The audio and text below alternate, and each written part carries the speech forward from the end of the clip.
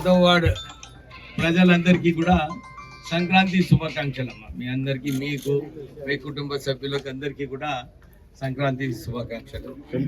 నేను మార్నింగ్ వాక్లో వచ్చినప్పుడు మీ శ్రీనివాస్ అన్ని వార్డులలో తిరిగినప్పుడు ఎక్కడెక్కడ సీసీ రోడ్లు కావాలి, ఎక్కడెక్కడ నాలీలు కావాలి అన్నీ కూడా మాకు చెప్పడం జరిగింది.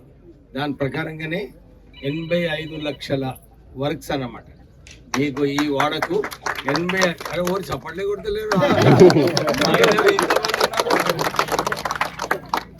85 లక్షల వర్క్స్ ఫండ్ కూడా ఇప్పుడు ప్రారంభం అవుతుంది.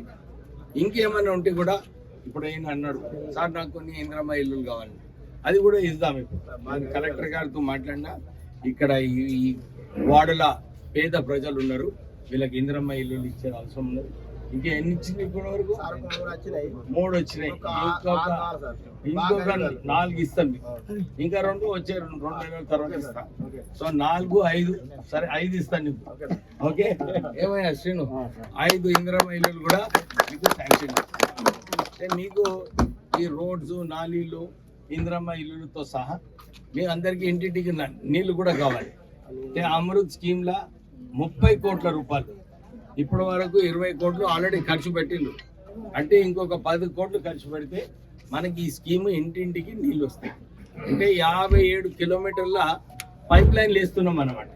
అన్ని ఇంట్లో దానికి పడుతుంది. మీ దగ్గర కూడా నీళ్ళు రావు. పెద్దమ్మ అంటున్నది మిషన్ బాగైతే ఇలా పైప్ లేచిన బట్టు నీళ్ళు వస్తలేవండి. అంటే మనకేం చేసినప్పుడు టిఆర్ఎస్ ప్రభుత్వము 62,000 కోట్ల రూపాయలు మన ఖజానా నుంచి ఖాళీ చేసింది. ఎక్కడ పోయినాయి ఆ పైసలు? మనకు నీళ్లు రావాలి కదా. కాకతీయ అయితే వాళ్ళందరూ కూడా మింగినరు ఈ మిషన్ భగీరథ అని చెప్పి 62,000 కోట్లు వృధా అయింది.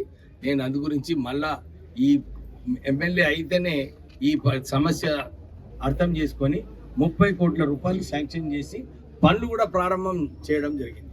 అయితే మనకు 6 నెలల్లోనే మనకు ఇంటింటికి నీళ్ళు వస్తాయి. ఇవాళ కలెక్టర్ గారు చెప్తుండే, సార్ అన్ని చోట్ల కూడా అమృత్ స్కీమ్ కింద ఉన్నాయి కానీ పనులు సరిగా నడుస్తలేదు.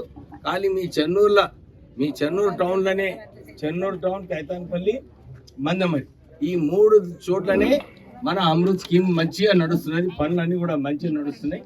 మన అందరికీ ఇంటింటికి కూడా నీళ్ళు వచ్చే కార్యక్రమం మనం తీసుకోవడం జరిగింది. కానీ అది సరిపోదు. ఇప్పుడే మా సోదరుడు అడిగిండు, 10 సంవత్సరాలు టీఆర్ఎస్ ప్రభుత్వం ఉన్నప్పుడు డబుల్ బెడ్రూమ్ ఇల్లు ఇస్తానని చెప్పి ఖాళీ మభ్య పెట్టిండు. ఇస్తా అని చెప్పి ఇచ్చిండ్రు.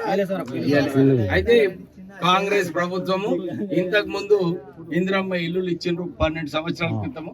అవి 3,500 ఇల్లులు ఇచ్చిండ్రు నాకు. అన్ని చోట్ల కూడా పనులు నడుస్తున్నాయి. మీకు వచ్చే మళ్ళా ఇంకా 2-3 నెలల్లో ఇంకా 3,500 ఇల్లులు వస్తాయి. అప్పుడు అందరికీ కూడా ఇందిరమ్మ ఇల్లులు ఇచ్చి కట్టిస్తాం. మీ అందరికీ కూడా 10 సంవత్సరాలు కొత్త రేషన్ కార్డులు రాలే. మన కాంగ్రెస్ ప్రభుత్వం వచ్చిన తర్వాత మీకు కొత్త రేషన్ కార్డు ఇస్తున్నాము. ఈ రేషన్ కార్డుల ద్వారా ఏమవుతుంది? 200 యూనిట్లు ఫ్రీ, మహిళలకు బస్ ట్రావెల్ ఫ్రీ, మీకు 10 లక్షల రాజీవ్ ఆరోగ్యశ్రీ స్కీమ్ కింద వైద్యం ఫ్రీ. మళ్ళా ఇప్పుడు మీకు ఇందిరమ్మ ఇల్లులు వస్తుంది. చరిత్ర సృష్టించినోడు ఇప్పుడు ఆ చరిత్రని తిరగరాయబోతున్నాడు.